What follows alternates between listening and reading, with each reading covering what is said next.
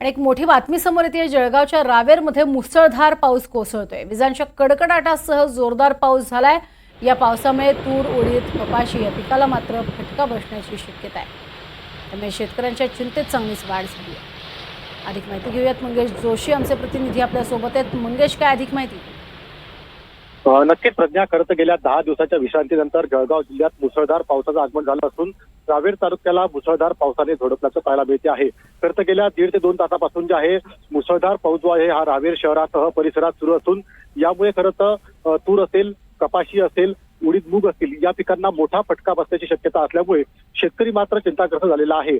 ज्या पद्धतीने रावेर तालुक्यात असलेल्या सातपुडा पर्वत रांगात देखील मुसळधार पाऊस सुरू असल्याने करता अनेक नदी नाले देखील तुडुंब भरले असून रावेर शहरातील सखोल भागात देखील मोठ्या प्रमाणात पाणी साचल्याचं पाहायला मिळते आहे।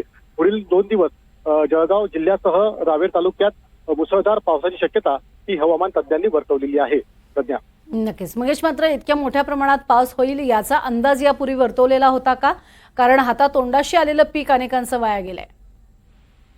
नक्कीच खरं तर गेल्या 10 दिवसापासून जे आहे खरं तर जळगाव जिल्ह्याचे आहे कडक उन्हाचा कडाका जो आहे तो पाहायला मिळालेला होता। मात्र आज सकाळपासूनच जे आहे खरं तर ढगाळ वातावरण जे आहे ते काहीसं होतं। मात्र 1 वाजेच्या सुमारानंतर जे आहे मुसळधार पावसाची हजेरी जी आहे ती जिल्ह्यात पाहायला मिळाली। त्यामुळे शेतकरी असतील, व्यावसायिक असतील यांची देखील मोठी तारांबळ उडाल्याचं पाहायला मिळते आहे। मात्र आता पुढील 2 दिवस पुन्हा मुसळधार पाऊस होण्याची शक्यता असल्याने खरीप पिकांना याचा मोठा फटका बसणार असल्याची शक्यता असल्याने शेतकरी वर्ग मात्र चिंतेत आहे। सध्या नक्कीच, धन्यवाद या संपूर्ण माहितीसाठी मंगेश।